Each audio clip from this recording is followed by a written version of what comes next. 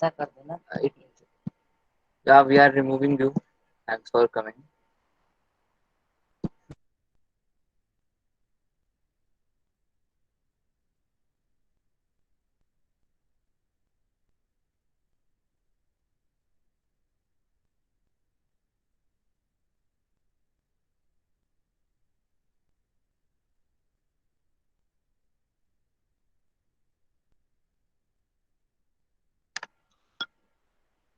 Well, am I clearly audible?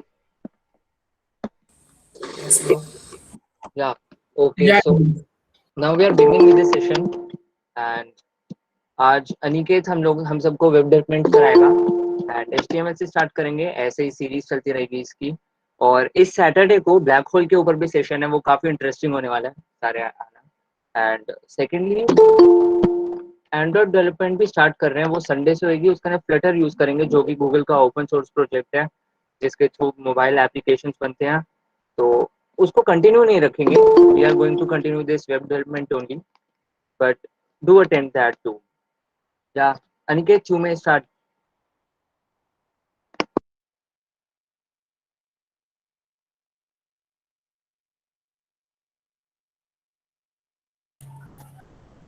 Hello, everyone.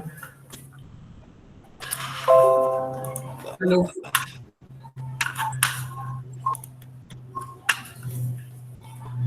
Wait करना है या स्टार्ट करें? Start please start. टाइम तो हो गया है तो स्टार्ट कर सकते हैं। या we should start. Start.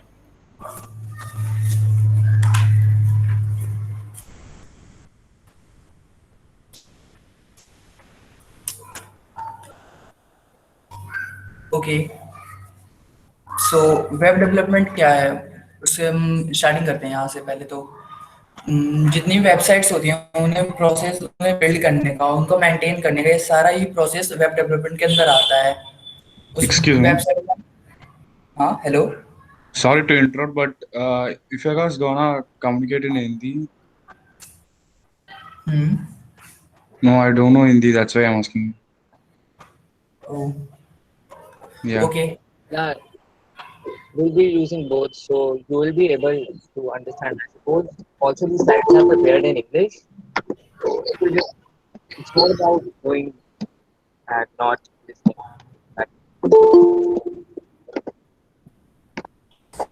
Bro Your voice is not your clear. Voice is Okay, Aniket, you may. Aniket, am I clear? Yep. And Okay, use so mixed language. okay, so the process. Fuck, man. Hello. Hello. Bro, can you mute that notification sound? No I'm muted here. option for that. That's a feature of Google Meet.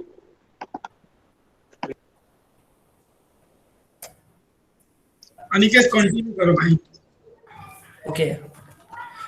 The process of web development means the process of making websites and their maintenance. That all things are come up under the web development. Basically, from the very beginning of building a website by using an HTML or by hosted our server on an server, it all come under the web development. So we starting with the front end development first. So in front, first two things are there: front end and back end developers. What are they? The front end वो होते हैं मतलब जो websites की front पे means GUI पे काम करते हैं, जो भी मतलब जो हमें वेबसाइट दिखने वाली होती है और बाकी की चीजें जैसे कि कोई सी इमेज कहाँ पे होगी और या फिर हमारे जो वो वेबसाइट्स के लॉजिक होंगे उनको फ्रंट एंड डेवलपर्स कंट्रोल करते हैं। और बैकएंड के अंदर ये सब काम चलता है कि वेबसाइट को होस्ट करना, उनको मेंटेन रखना, उनका डेटा स्टोर करना, ये सारा हमारे बैकएंड डेवलपर का काम होता है। So moving on next, how websites work. It means website जब हम अपने वेबसाइट मतलब अपने वेब ब्राउजर में कोई भी वेबसाइट को हम सर्च करते हैं तो उसका पूरा प्रोसेस क्या होता है, वो कौन कौन से प्रोसेस गो थ्रू होती है, उसके बाद हमें आउटपुट मिलता है। सो फर्स्ट हम सबसे पहले अपने ब्राउजर को रिक्वेस्ट भेजेंगे। जैसे कि मान लीजिए मैंने कोई सी वेबसाइट जैसे www.google.com ही मैंने सर्च किया, सो वो फर्स्ट सबसे पहले तो वो सर्वर पे जाएगी, सर्वर पे जाके वो चीज़ ढूंढेगी क्या ये जो हमारे यूजर ने रिक्वेस्ट की है वो वैलिड रिक्वेस्ट है, इट मीन्स क्या वो वेबसाइट रियली में हमारे सर्वर पे है भी कि नहीं है।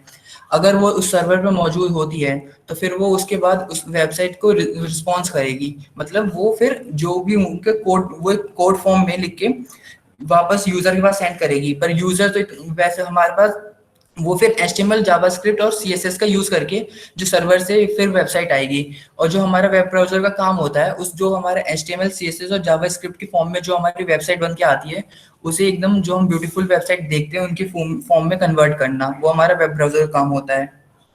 Okay, so next, what are the basic requirements to build a website. Firstly there are three. सबसे पहले हम एनालॉजी इस तरह से समझते हैं कि हमारी ह्यूमन बॉडी की एनालॉजी से समझते हैं।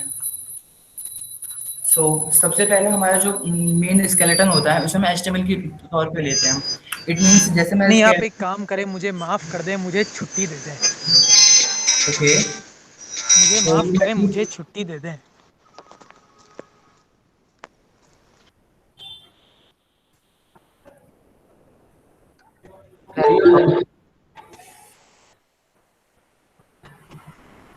सो हम कहाँ थे?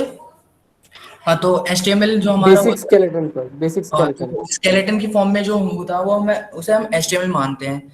इट मीन्स कि जो हमारी वेबसाइट को हम स्ट्रक्चर देते हैं, जैसे कि इमेजेस हैं, ये इमेज हमें लोड करना है, कोई ऑडियो साउंड इसमें मतलब लोड करना है हमें अपनी वेबसाइट में, ये सारी चीजें HTML का काम होता है। उसके बाद बॉडी फिर जो स्केलेटन के ऊपर जितने भी मसल्स उनका जितने भी मसल्स होते हैं और थोड़ी बहुत लॉजिक बिल्डिंग भी होती है CSS में। ये बात CSS का वैसे तो बस कहते हैं कि वो थोड़ा ब्यूटीनेस देता है पर लॉजिक नहीं देता, बट ये बात सही नहीं है पूरी तरह से कि CSS भी लॉजिकल होता है। CSS में कुछ हद तक लॉजिक का काम कर सकते हैं।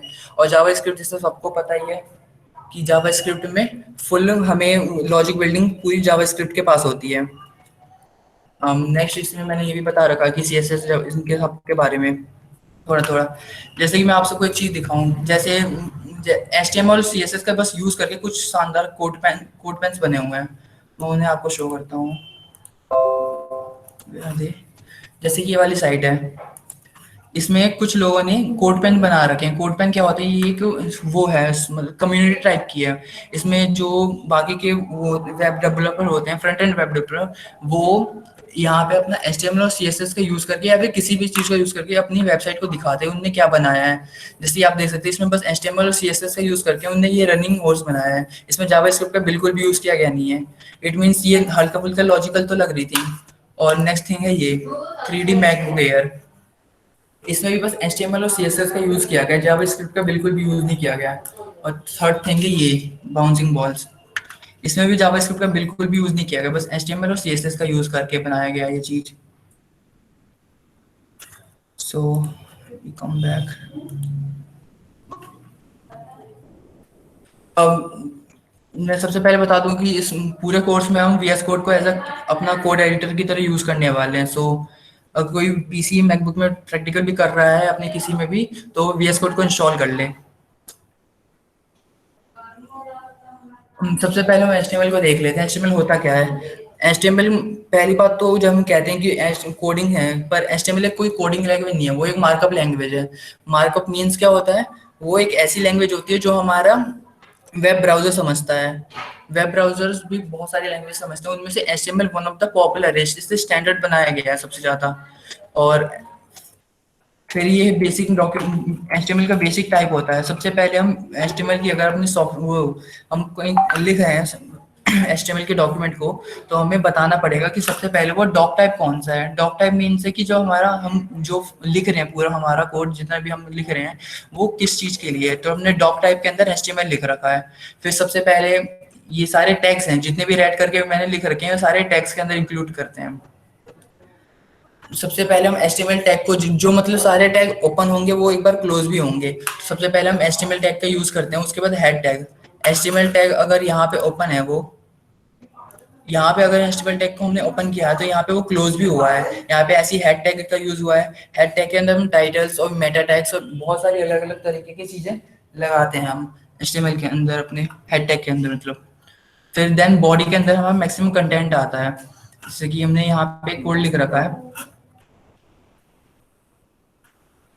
कोड को मैं आपको शो करता हूँ।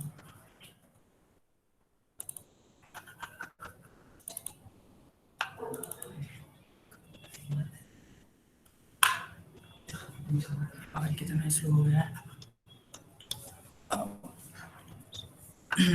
जिसमें मतलब VS कोड का यूज करना है उसमें मैं कुछ इसमें बता दे रहा हूँ कुछ चीजें। जैसे कि VS कोड को मैं VS कोड को एज अ कोड एडिटर अपना क्यों चूज कर रखा है मैंने। तो सबसे पहले इसके एक्सटेंशंस की बात आते हैं। अगर आप नोटपैड में या ऐसे कोई नॉर्मल चीज में लिखेंगे उसके बाद आपको फिर उसी फाइल को एक एक्सटेंशन में खोलना पड़ेगा, तो पर वहां पे फिर ये चीजें खत्म हो जाती है। यहाँ पे लाइव सर्वर नाम का एक चीज होती है। अगर हम इसे इंस्टॉल कर लेते हैं लाइव सर्वर को, जैसे मैंने पहले इंस्टॉल कर रखा अपने लैपटॉप में, अगर हम इसे इंस्टॉल कर लेते हैं हम डायरेक्ट वेब ब्राउजर पे डायरेक्ट हो जाएंगे, रीडायरेक्ट हो जाएंगे यहीं से ही। जब मैंने ये कोड लिखा है HTML का सिंपल बेसिक टैग, इसमें मैंने क्या क्या यूज किया है, डॉक टाइप बता दिया HTML कि हमारा डॉक टाइप कौन सा है, मतलब हमारा डॉक्यूमेंट जो है वो किन से टाइप का है, तो मैंने HTML से शो करा दिया है। इससे हमारे वेब ब्राउजर को बहुत ज्यादा आसानी हो जाती है कि जिस बंदे ने ये कोड लिखा है वो किस चीज के ऊपर लिखा है, मतलब उसका मेन मार्कअप लैंग्वेज कौन सा है। फिर मैंने HTML टैग को ओपन किया है, फिर HTML टैग को क्लोज, फिर हेड टैग का यूज किया। हेड टैग के लिए मैंने टाइटल लगाया है, और फिर हमारे बॉडी टैग है। बॉडी टैग का हमारा मेनली जो हमारा शो होता है हमारा वेब पेज पे, वो बॉडी टैग के अंदर लिखते हैं। फिर ये H1 है टैग ही है, ये P टैग पैराग्राफ टैग होता है, H1 हेडिंग का टैग होता है, फिर पैराग्राफ टैग। और इसे मैं फिर यहाँ पे गोल, अगर जैसे पहले आप इसे इंस्टॉल करेंगे लाइव सर्वर को, अगर लाइव सर्वर आप में इंस्टॉल नहीं है तो ये आपको गोल ऐप का ऑप्शन नहीं दिखा रहा होगा। फिर जैसे आप इसे इंस्टॉल कर लेंगे उसके बाद आपके पास ये गोल ऐप का ऑप्शन शो करने लगेगा। इट मीन्स आप यहीं से अपनी वेबसाइट को रीडायरेक्ट वेब ब्राउजर पे कर सकते हैं। If we do so, this is our first web bro page. थोड़ा स्लो होगा, मतलब काफी फास्ट हो गया तो ओके ओके। कोड वाला पार्ट है। हाँ, तो VS कोड की ऐसी छोटी मोटी चीजें हैं, बहुत सारे फायदे हैं, मतलब छोटी छोटी चीजें हमें आगे हम देखेंगे इस कोर्स में ही कि VS कोड के क्या फायदे हैं और VS कोड को मैं क्यों ऐसा रिकमेंड कर रहा हूँ इतना। तो नहीं, ये देख लिया। तो सिर्फ लाइव सर्वर डाउनलोड करना पड़ता है और कुछ नहीं? नहीं, अगर आपको बस ये HTML और ये जावा स्क्रिप्ट तक करना है तो बस अभी आपका लाइव सर्वर से हो जाएगा। ये सब एक्सटेंशन होते हैं, ये सब सारी चीजें इजी कर देते हैं हमारे जो यूजर को। नहीं, उसमें सी और बाकी सब में कुछ लिंक भी करना पड़ता था ना, इसीलिए पूछ रहा हूँ।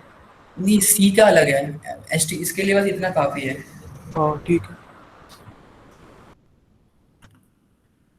हम ठीक है। फिर हेड टैग HTML टैग को मैंने अभी आपको बता ही दिया था HTML टैग क्या होता है। फिर हेड टैग के अंदर मैंने बता ही दिया था कि मेनली जितनी भी हमारी मेन चीजें आती हैं वो मेनली टैग्स जो हमारे वेबसाइट को रीडायरेक्ट करने में, एक मेटा टैग होते हैं चीज। मेटा टैग को मैं सोचा था अगले में बता दूं, पर अभी तो हल्की फुल्की हिंट दे दे रहा हूँ। मेटा टैग वो होते हैं जिससे हमारी वेबसाइट की एसईओ में फर्क पड़ता है। एसईओ क्या होता है अब हमारा, जैसे कि हमने कोई सी वेबसाइट बनाई है, आपने मान लीजिए आपके नाम से कोई सी वेबसाइट है आपकी और उसे मैं गूगल पे रैंक करानी है, मतलब टॉप पे आएगी कि या लास्ट में आएगी, वो सब काम आपका एसईओ का होता है। तो उसके अंदर मेटा टैग्स का यूज करते हैं। मेटा टैग हमारी वेबसाइट को रैंकिंग में हेल्प करती हैं, वो हम मेटा टैग को हेड टैग के अंदर ही लगाते हैं। फिर हमारा टाइटल टैग आता है। टाइटल टैग वो है मेनली जो हमारी वेबसाइट को नाम हम देते हैं, वो टाइटल टैग के अंदर आता है। बॉडी इमेज जो फंक्शन चीज हम देखते हैं अपनी वेबसाइट की, ये सारी बॉडी के अंदर लिखी जाती हैं। और ये फिर H1 और H2 से लेकर H1 से लेकर H6 तक हमारी हेडिंग टैग होती है। हेडिंग टैग इसमें क्या है कि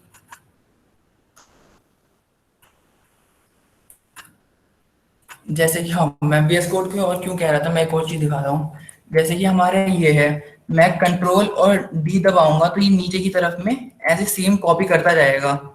ये छोटी छोटी चीजें जो होती हैं हमारी बहुत ज्यादा हेल्प करती हैं। और एक और मैं, पापी साहब को वॉइस रिपीट करिएगा एक बार। क्या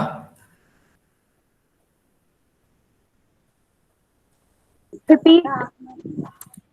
सर आपकी आवाज़ बहुत कट रही है। मेरी hello Yeah, now it's fine. नहीं नहीं सही आ रही है। सही आ रही Just नहीं आ रही है सर। आवाज़ बहुत कट रही है आपकी। अभी लास्ट लाइन जो आपने बोली रिपीट करना अभी। ये चीज हाँ अच्छा बता रहा हूँ दोबारा से। तो मैं क्या कह रहा था, जैसे हमें बहुत सारी हेडिंग्स लिखनी है तो उसमें हम दो तरीके हैं। हाँ तो दो तरीके हैं उसमें। एक तो हम क्या कर सकते हैं कि H1 लिखा हमने, फिर मैं दोबारा जाऊं यहाँ पे दोबारा से H2 लिखूं। आई मीन हाँ, यहाँ से देखिए जब मैंने बस H लिखा तो मेरे पास इतने सारे ऑप्शन आ गए कि मैं क्या कह रहा हूँ। H2 मुझे चाहिए, H3 चाहिए, H4 चाहिए, या हेडर चाहिए, या फिर HTML की एक पूरी फाइल चाहिए। तो यहाँ से मैं H3 सेलेक्ट कर लिया। अब मैं इसके अंदर अपनी कोड लिख सकता हूँ। This is my third para. ठीक है, या तो मेरे पास एक ये ऑप्शन है कि मैं पूरा जाके लिखूं, या फिर एक सेकंड ऑप्शन में इसके बीचों बीच कहीं भी जाऊं, कंट्रोल और डी प्रेस करूं, तो फिर जो हमारा सेम ऊपर चीज की होगी वो नीचे आके पेस्ट कर देगा वो। Got it? Hello? Yeah, got it. Control D से होता है ये। तो और VS कोड का सेकंड फंक्शन है कि जैसे मुझे यहाँ पे ये H1 की जगह यहाँ पे H2 लिखना है, पर फिर मैं एक बार यहाँ लिखूंगा, यहाँ पे लिखूंगा, तो ऐसे मेरा टाइम वेस्ट होगा। तो मैं यहाँ पे ऑल्ट दबा के सेम चीज अपने क्लिक यहाँ पे करूंगा तो ये दोनों जगह कर्सर मेरे आ गए हैं और इनको मैं एक साथ ऑपरेट कर सकता हूँ। तो मैंने इसे H1 और H3 कर दिया। और फिर ये H1 और H3 सिग्निफाई क्या करते हैं? सॉरी, ये H1 और H3 सिग्निफाई क्या करते हैं, मतलब इनका मतलब क्या है? इनका ये हेडिंग, ये मतलब अभी मैं शो कर रहा हूँ आपको। जैसे कि हमने इसे सेव कर देते पहले। फॉन्ट बड़े छोटे होते हैं ना H1 से लेके H6 तक। हाँ हाँ हाँ, देखिए हमने H1 का यूज किया था। H1 वाला सबसे बड़ा टाइम, मतलब सबसे बड़ा फॉन्ट लिखा हुआ है वो H1 में जो भी हमने लिखा था। फिर H2 में उससे छोटा होता गया, H3 उससे छोटा, H4 H5 ऐसे करके छोटे होते जाते हैं।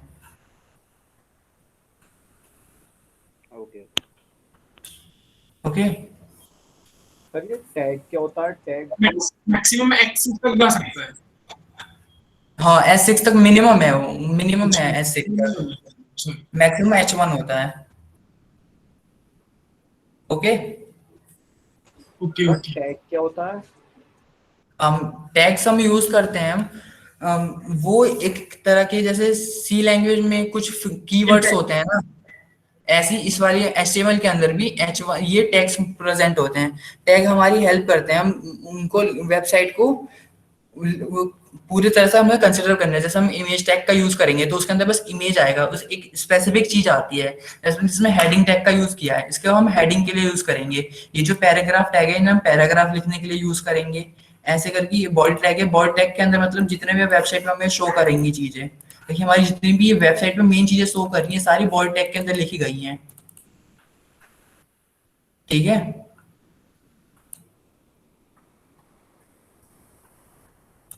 सो नेक्स्ट हम हाँ, तो हमने बॉडी टैग का देख लिया और हमने हेडिंग टैग भी देख ली, पैराग्राफ टैग भी बता चुका था मैं। एक और मुझे एक बहुत बेसिक डाउट है। हाँ, HTML5 भी कुछ होता है ना, और ये कुछ नॉर्मल HTML भी होता है, तो डिफरेंस क्या होता है उसमें? हाँ हाँ हाँ, HTML तो मतलब जैसे कि अपडेट वर्जन आते हैं ना ये सारे। मैंने कहा था ना स्टार्टिंग में कि हमारी जो स्टैंडर्ड वेबसाइट्स वेब ब्राउजर होती हैं वो बहुत सारे डॉक टाइप समझती हैं। ठीक है, तो हम डॉक टाइप में हम HTML5 भी हो सकती है, एक XHML भी होता है, आपने सुना होगा तो XML होता है वो। हाँ सुना है सुना है। हाँ, तो एक वो भी डॉक टाइप होता है हमारा, हम उसे भी यूज कर सकते हैं वेबसाइट बनाने के लिए। पर सबसे जो बेसिक और स्टैंडर्ड है, मतलब जिसे पूरे लोगों ने माना है, मतलब इनकी कम्युनिटी होती है, उनने इसे स्टैंडर्ड कर रखा है, वो ये HTML की फाइल होती है डॉक टाइप मतलब।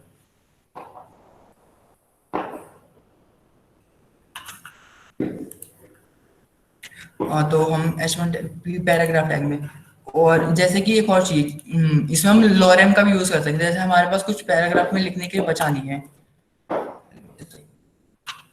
तो मुझे पैराग्राफ में चाहिए कि मुझे बहुत लंबा पैराग्राफ लिखना है कुछ, बट मेरे पास वही है, कोई मतलब मैं ऐसे डेमो के लिए कोई साइट बना रहा हूँ, तो मुझे उसमें चाहिए कि कंटेंट कैसा लिख रहा है, तो मैं इसमें लॉरेम का यूज कर सकता हूँ। लॉरेम जितने भी मुझे फिर लॉरेम लिख के फिर मुझे उसमें जितने भी वर्ड्स चाहिए, जैसे मुझे अगर 6 वर्ड चाहिए, तो मैं लॉरेम 6 लिख दूंगा तो 6 वर्ड आ जाएंगे, और ये 6 के 6 वर्ड मेरे फिर यहाँ पे भी अपडेट हो जाएंगे अपने आप ही। मुझे बार बार यहाँ पे आके रिफ्रेश करने की जरूरत नहीं है, ये भी वो लाइव सर्वर का फायदा है।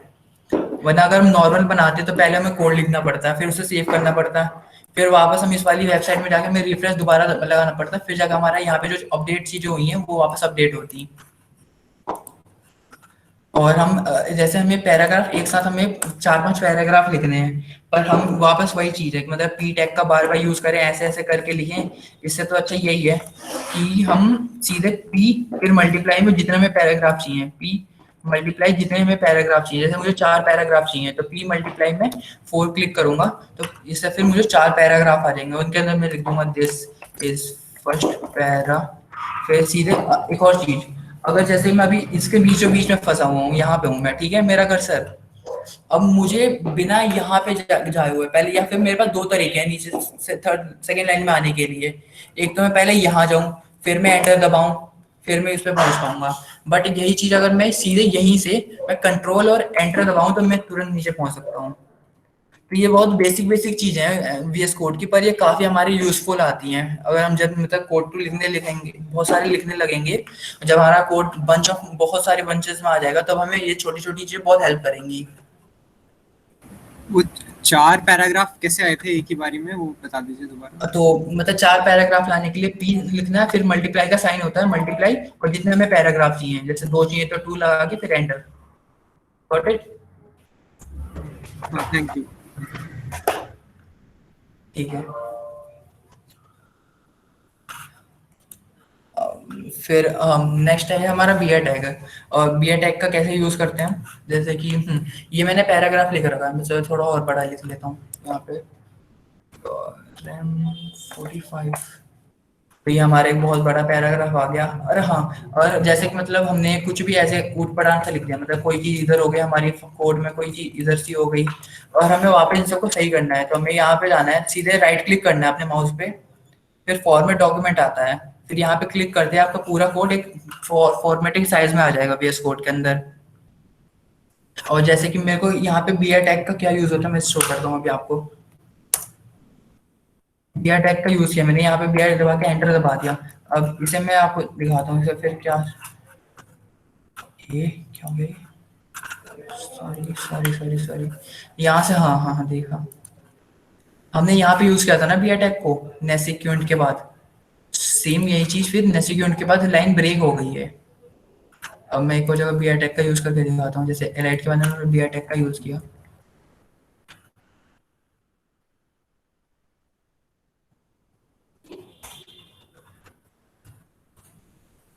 यहाँ के बाद फिर हमारी लाइन टूट गई है। तो बी अटैक क्या करता है, हमें जो जो हमारी एक लाइन में चल रही होती है पैराग्राफ या कोई भी लाइन, फिर उसे लाइन ब्रेक करके नीचे वाली लाइन में ला देता है। बी अटैक का ये यूज है। और हम फिर नेक्स्ट टेक्स्ट के लिए बढ़ते हैं। अब जैसे फिर आपने बोल्ड टैग का तो सबने सुना ही होगा, बोल्ड टैग किस लिए यूज किया जाता है।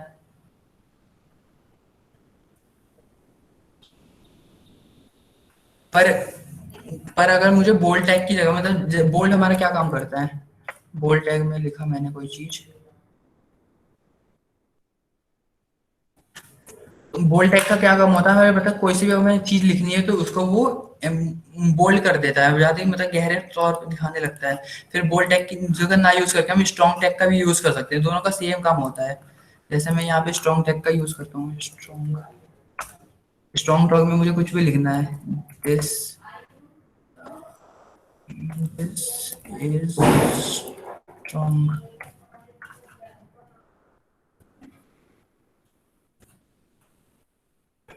सॉरी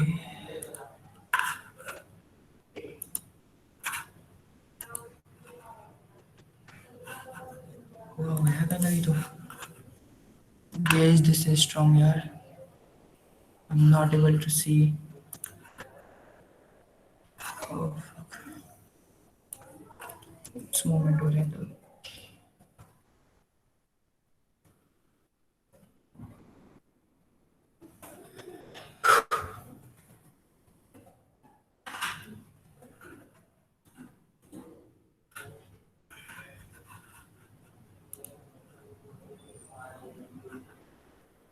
पूरी पूरी यही चीज स्ट्रॉन्ग है। स्ट्रॉन्ग टैग में हमारी जो इसके अंदर चीजें लिखी होती है वो ज्यादा ही हमें बोल्ड करके दिखाता है, पर वो अभी शो नहीं कर रहा है। आई डोंट थिंक कि क्यों नहीं हो रहा है ये चीज।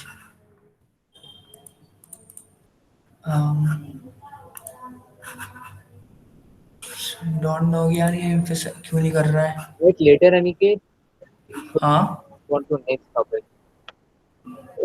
हाँ ठीक है। पता नहीं मेरे को क्यों इसमें क्यों नहीं शो कर रहा, पर स्ट्रॉन्ग टैग का यही काम होता है कि मतलब बाकी की चीजों से ये उसे बोल्ड करके दिखाता है, बट आई डोंट नो कि अभी डाउट था मेरे को। नहीं भाई, मुझे तो ऐसा याद है कि स्ट्रॉन्ग टैग का काम होता है कि वो जब वेब सर्च करता है ना, सर्च इंजन, तो स्ट्रॉन्ग हाँ टैग में जो हमारे वर्ड्स होते हैं वो सर्च इंजन हाँ ज्यादा एम्फेसिस करता है उनके ऊपर। नहीं ऐसा नहीं होता, वो मेटा टैग के अंदर आते हैं। जो चीज तुम बोल रहे हो ना डिस्क्रिप्शन और ये सब शो करना, वो मेटा टैग के अंदर आता है।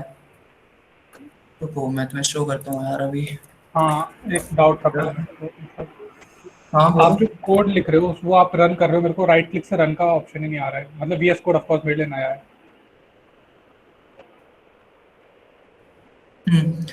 ये देख लो, जो कह रहा था वो उसके लिए स्ट्रॉन्ग टैग बोल्ड करने के लिए यूज किया जाता है। ओके हाँ तुम क्या कह रहे थे? मेरे को राइट क्लिक पे रन का ऑप्शन नहीं आ रहा, कोड जो भी लिखा है मैंने VS कोड में। राइट क्लिक पे रन कोड है तो ये रहा। मेरे को ऑप्शन नहीं आ रहा एग्जैक्टली, मेरे को गो टू डेफिनेशन का ऑप्शन आ रहा है राइट क्लिक पे। अच्छा Then you may try the shortcut. अच्छा हाँ आप तुमने वो कोड इंस्टॉल कर रखा है? कहाँ से इंस्टॉल करना है एक्सटेंशन मुझे प्लीज? वही नीचे जाके एक्सटेंशन, पर उसकी जरूरत नहीं है इसके लिए।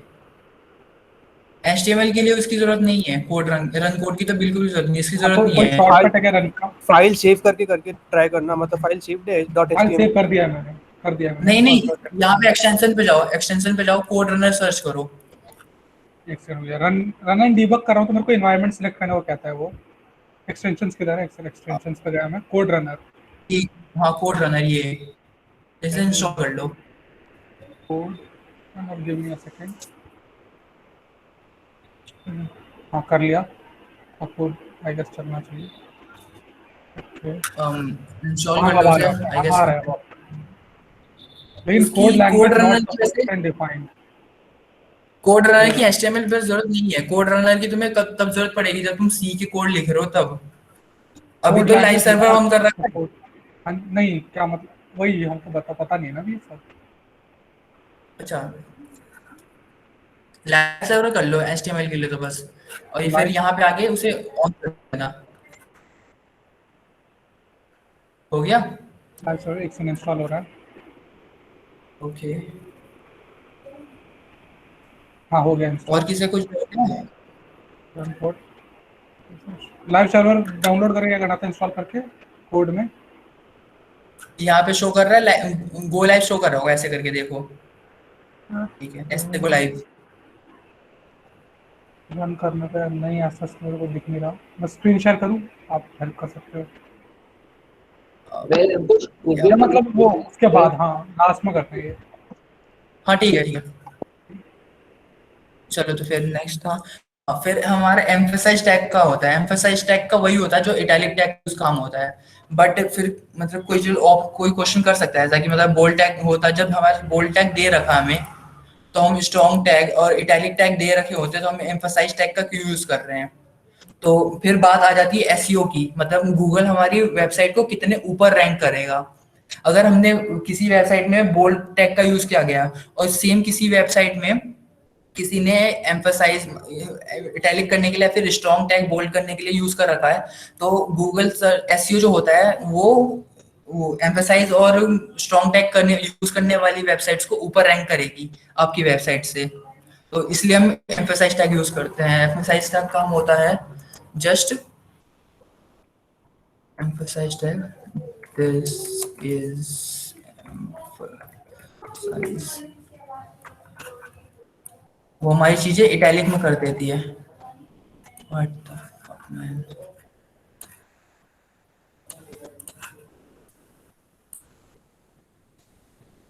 ओके ओके ओके, मेरा लाइव सर्वर ऑन नहीं है।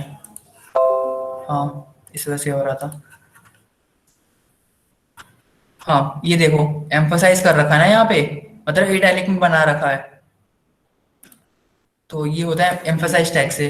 फिर आता है एक एचआर टैग। एचआर टैग का क्या काम होता है, जैसे हमने यहाँ पे कोई कोड लिखा है, तो फिर अब हम इसे यहाँ पे एचआर टैग का यूज कर देते हैं। उसके बाद ये फिर एक हॉरिजॉन्टल रूरल लाइन बना देगा उसकी चीज के बाद। अगर मैं किसी को अपने कोड में लाइन प्रेजेंट करानी है तो वो एक लाइन शो कर देगा। एचआर टैग का ये काम होता है। फिर सबस्क्रिप्ट और सबस्क्रिप्ट होते हैं, बड़ा ये तो पता ही होगा। जैसे H2O लिखना है हमें, हम यहाँ पे दिखा देता हूँ मैं। मुझे H लिखा है मैंने अभी, H। फिर मैं सब टैग का यूज कर दूंगा, HUB सब। फिर इसके अंदर 2 और फिर इसके बाहर में O। तो ये हमें कुछ ऐसे शो करेगा, H2O लिखा हुआ। सब्सक्रिप्ट में जो नीचे वाले टेक्स्ट आ जाते हैं। और फिर एक ऐसी ऐसे होते हैं सबस्क्रिप्ट, सुपरस्क्रिप्ट। सुपरस्क्रिप्ट में जैसे हमें कुछ और लिखना हो, जैसे यही H2 वाला ही 2 हमें ऊपर की तरफ लाना है, तो इसके लिए हम क्या करेंगे, H फिर सब टैग, फिर इसके अंदर 2, फिर इसके बाहर में O।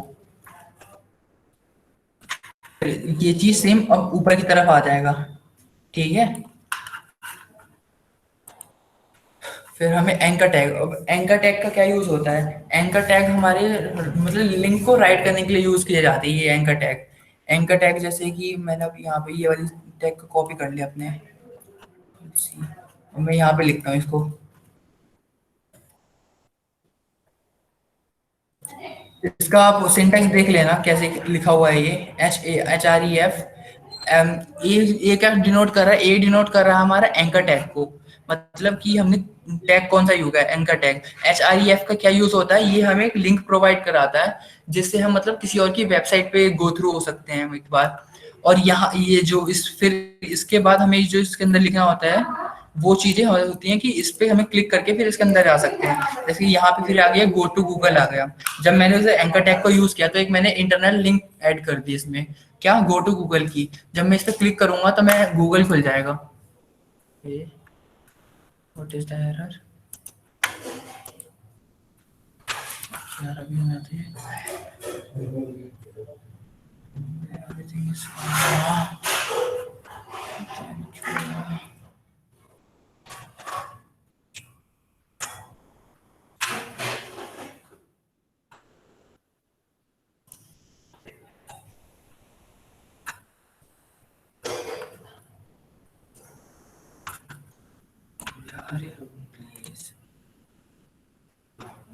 यार मेरा क्या दिक्कत कर रहा है, I don't know exactly.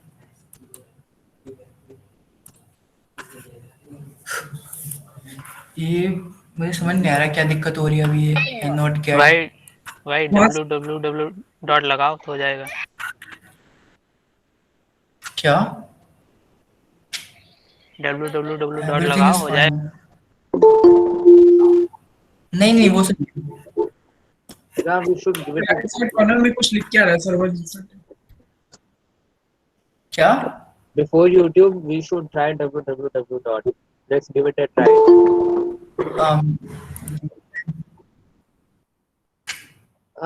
No.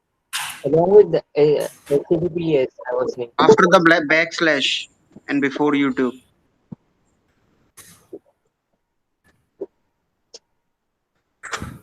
let's see don't know यार क्या दिक्कत आ रही है अभी। Yeah, what you do is press Control press Z twice, and then I can write. Okay, so मैं इसे yes, and before YouTube.com. Okay. Yeah.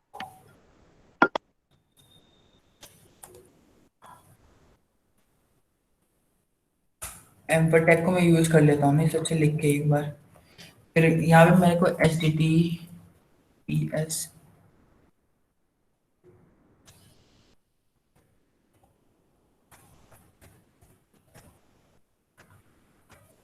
Everything is fine ना? Yup. और यहाँ पे मैं दे देता हूँ गो टू गूगल, मैं पोर्ट ऑफ करता हूँ, ऑन करता हूँ ऑफिस।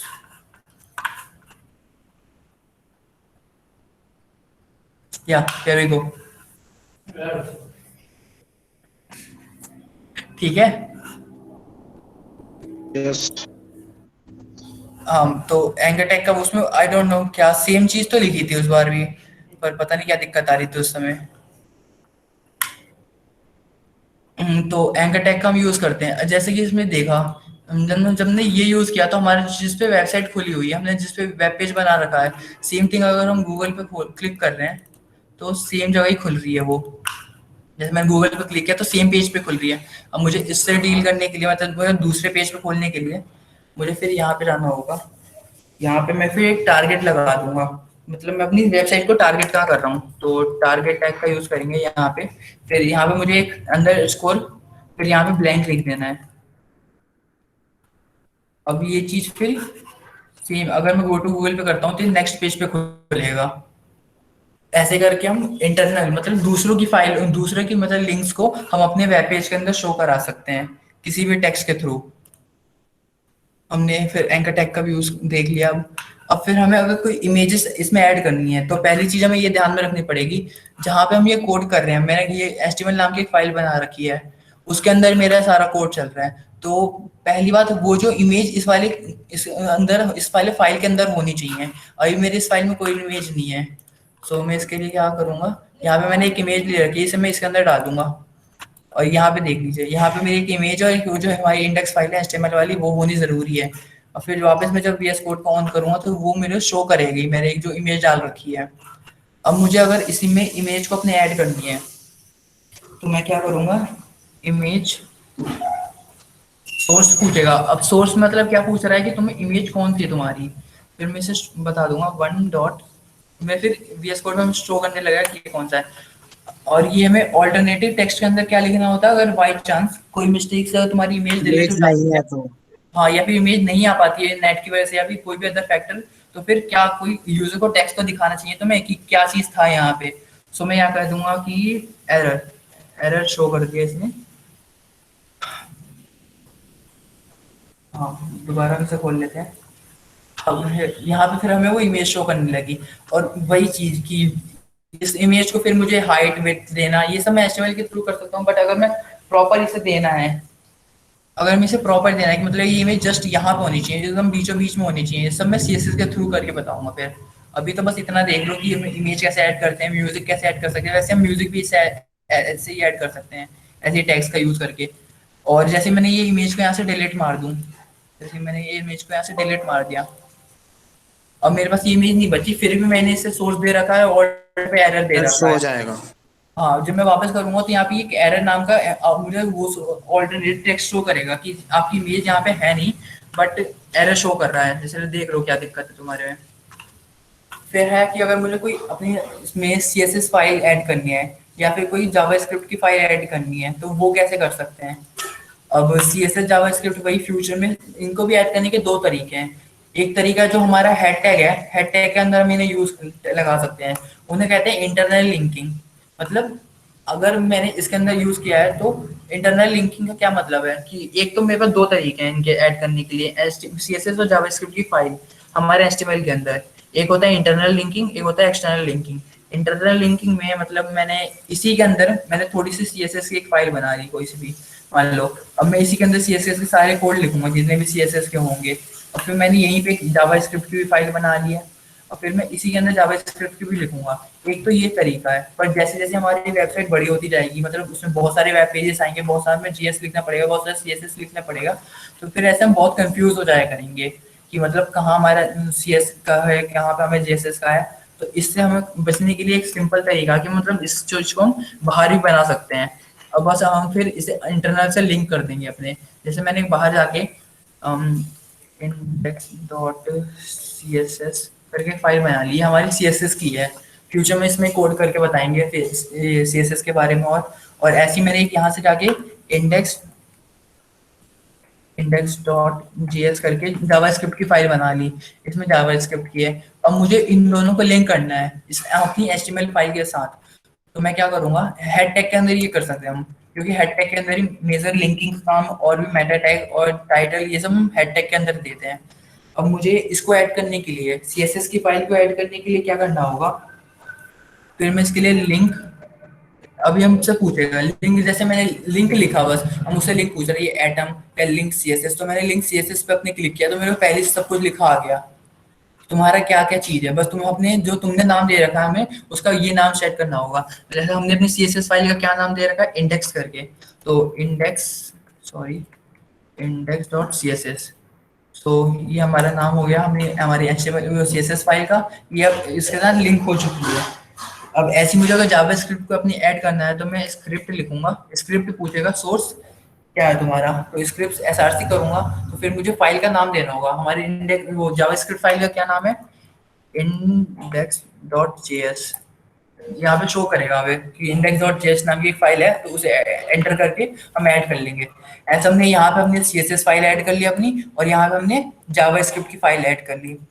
अब हमने जब अपने कोड में इतना सब कुछ कर लिया है, हमने HTML की कोड में, बस अगर हमें बाय चांस, जैसे हम ही नहीं, हम एक हमारी प्रोजेक्ट है, मान लो हमारा कोई, हम एक वेबसाइट बना रहे हैं, इसमें हमारे साथ 5-6 बंदे काम कर रहे हैं एक साथ, बट अगर जैसे हम कोड ट्रांसफर करें कि तुमने, जैसे तुम्हारा इतना काम था, तुमने अपना काम तो कर लिया, अब तुम्हें दूसरे बंदे को फाइल ने भेज देने कोड, तो वो कैसे क्या समझेगा कि तुम्हारे कहाँ पे क्या चीज स्टार्ट की है, कहाँ पे क्या चीज खत्म की है।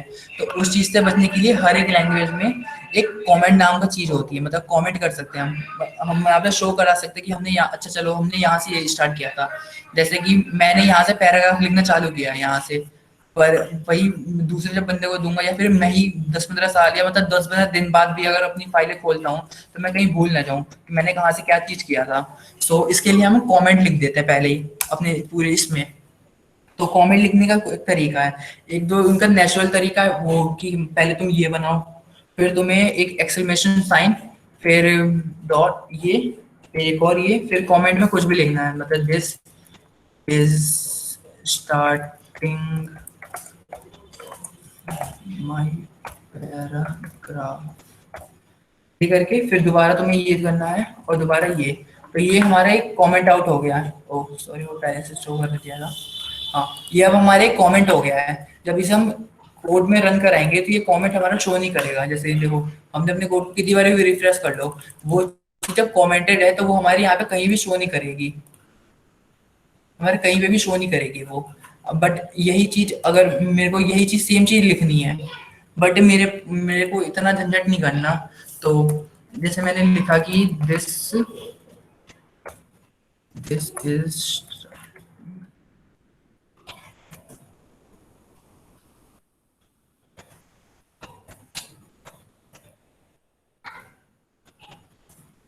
मुझे सेम चीज को भी वापस से कमेंट डाउन करना है, तो मैं कंट्रोल और जो फॉरवर्ड स्लैश होता है, कंट्रोल प्लस फॉरवर्ड स्लैश दबाऊंगा तो ये वापस सेम चीज हो जाएगी। अब मुझे वापस इसे बिना कमेंट के करना है, तो कंट्रोल स्लैश फॉरवर्ड स्लैश दोबारा दबाऊंगा तो दोबारा कमेंट से हट जाएगी। तो ये फीचर हमारे और किसी पे भी नहीं है, VS कोड के अंदर ही है। ये तुम अगर नोटपैड में करोगे तो ये चीज होगी, पर नोटपैड में अगर फिर तुम इसके बीच में जाके कहीं पे इसके बीच में जाके कंट्रोल और फॉरवर्ड स्लैश दबाओगे तो नहीं वो शो करेगा, कुछ नहीं करेगा वो। पर VS कोड के अंदर ये इसके फीचर्स में इंक्लूड है। जब कंट्रोल और फॉरवर्ड स्लैश दबाएंगे तो हम किसी चीज को कमेंट आउट कर सकते हैं, कमेंट वाली चीज को हम वापस हटा सकते हैं। तो ये था आज का हमारा सेशन। एनी डाउट किसी को भी कुछ, सो पूछ सकता है वो भी। हाँ भाई, एक डाउट है। ये हमें लिंक देनी है अपने वेब पेज में, कोई पैराग्राफ लिखा है तो मैं हेड मतलब पेज के हेड पे ही कोई लिंक दे रहा हूँ और मुझे उस पैराग्राफ पे जाना है, तो ये कैसे मतलब होता है? ये मैं अगले में बताऊंगा, क्योंकि ये इसका टॉपिक नहीं है ये। हाँ ऐसे एंकर टैग्स ही करना है आपको, पर वो इससे नहीं हो पाएगा। इसके बाद नोट्स वगैरह है तुम्हारे पास? क्या नोट्स एंड ऑल कुछ मटेरियल है? नोट्स में यार यही है, ये नहीं चल पाएगा। PPT विद यू, PPT ही है बस, PPT सेंड कर देंगे तुम सबको। C++ का भी कुछ यूज होता है क्या? क्या C++ लैंग्वेज का इसमें? किसमें? No, web development has nothing to do नहीं, with just the web development का चलो वो बता देता हूँ तुम्हें कि क्या क्या कैसे कैसे करना होता है। सो स्टार्टिंग में सबसे पहले वेब डेवलपमेंट ये तो पता चल गया कि दो टाइप के होते हैं, एक तो फ्रंट एंड पे काम होता है, एक बैक एंड पे काम होता है। तो फ्रंट एंड पे तुम्हारा जितना भी काम होता है, जैसे कि कोई मैं वेबसाइट खोलते बताता हूँ, इसमें गूगल पे सर्च कर लूँ कौन सी यूट्यूब, तो मैंने यूट्यूब खोला है।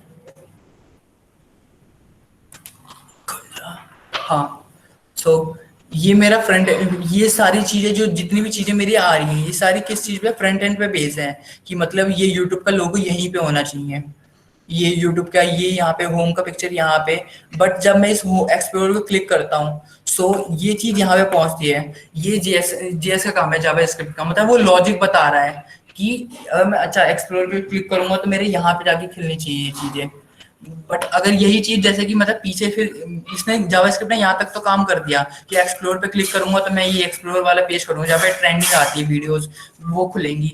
बट उन्हें कैसे पता कि मतलब ट्रेंडिंग पे क्या क्या है? तो फिर जो यूट्यूब का सर्वर होगा, अभी यहाँ तक तो हमारा फ्रंट एंड काम करता था, मतलब हमारी वेबसाइट दिख कैसे रही है, ठीक है। अब उसके बाद फिर बात पहुंच जाती है बैकएंड के पास। बैकएंड हमारा क्या देखता है कि हमने चलो इस पे क्लिक किया तो हमें क्या कौन सी चीजें खुल के आनी चाहिए, अब मैं इसे क्लिक करता हूँ तो क्या चीजें खुल के आनी चाहिए, ये सारी चीजें हमारे बैकएंड का काम संभालता है। बैकएंड पे वही डेटा स्टोर होता है, उन्हें डेटा को मैनेज करना भी बैकएंड का काम होता है। सो ये तो तुम्हारे वो था फ्रंट एंड और बैकएंड। सो फ्रंट एंड को करने के लिए हमें क्या क्या आनी चाहिए? सबसे पहले HTML आना चाहिए, फिर CSS, फिर जावास्क्रिप्ट। उसके बाद हम पूरे फ्रंट एंड डेवलपर बन जाएंगे, मतलब फ्रंट एंड में फ्रंट की वेबसाइट बना सकते हैं, लॉजिक बिल्ड कर सकते हैं वेबसाइट में। बट वही चीज हमारी वेबसाइट कहीं पे स्टोर नहीं हो पाएगी, उसके लिए हमें एक डोमेन नेम चाहिए होगा, वो सब हमारा बैकएंड के काम आता है डोमेन। फिर उसके बाद हमें उसे स्टोर करने के लिए हमें उसके बाद PHP लैंग्वेज होती है या फिर पाइथन, और यही दोनों फेमस है वैसे तो, PHP या फिर पाइथन में फिर कोडिंग सीखनी पड़ेगी वो बैकएंड के लिए। भाई जावा यूज नहीं कर सकते? हाँ, जावा भी यूज कर सकते हैं, पर मेनली यही सब यूज होती हैं वेबसाइट में मैं मैक्सिमम। यहाँ पे एक बात ऐड करना चाहूंगा कि अब जितनी भी कंपनीज हैं वो सारी जावा से पाइथन पर स्विच कर रही हैं। हाँ, तो वेस्ट क्या है, मतलब अभी जावा, हमें जावा सीखना चाहिए या Python? I'd suggest go for Python. You will also be able to go in the field of artificial intelligence and machine learning. C++ का यूज किधर होता है सर? Good question. वो वैसे असेंबली लैंग्वेज के अंदर आती है जो हम सभी कंप्यूटर्स और लैपटॉप्स में ऑपरेटिंग सिस्टम को बनाने में काम आती है, बट वो काफी हाई लेवल की होती है, तो हम लोग सीखते हैं वो इसमें काम। ऑफिशियली हम लोगों का सेशन ऑफ हो गया है, अगर तो कोई लीक चाहे तो वो पाइथन मुझे मतलब पाइथन बेसिक आती है, मतलब वो तो उसमें बैकएंड के लिए और क्या सीखना होता है? जैसे फ्रंट एंड में मुझे जरा बहुत HTML भी आती है। नहीं, मुझे वैसे बैकएंड का मुझे इतना आइडिया नहीं है, मैं भी फ्रंट एंड ही कर रहा हूँ मैं तो अभी। अच्छा, बट हाँ,